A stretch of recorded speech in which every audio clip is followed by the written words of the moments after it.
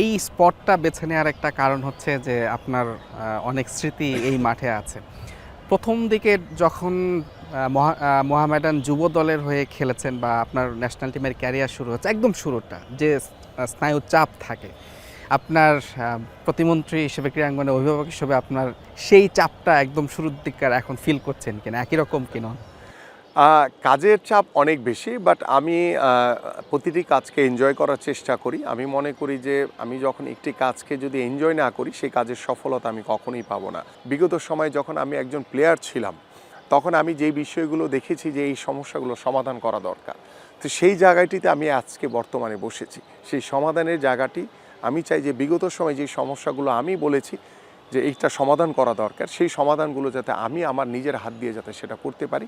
ঠিক 96-এ আমি প্রথম ফরাজগঞ্জের হয়ে ঢাকার মাঠে ফুটবলে নামি, এবং এই সেই মাঠ যেই মাঠে আমি প্রথম, মনে আছে আমার এখন, এই গোল পোস্ট একটি অসাধারণ একটি সেভ করেছিলাম, একদম নিশ্চিত গোল ছিল, এবং এটি একটি মিরাকেল সেভ বলবো।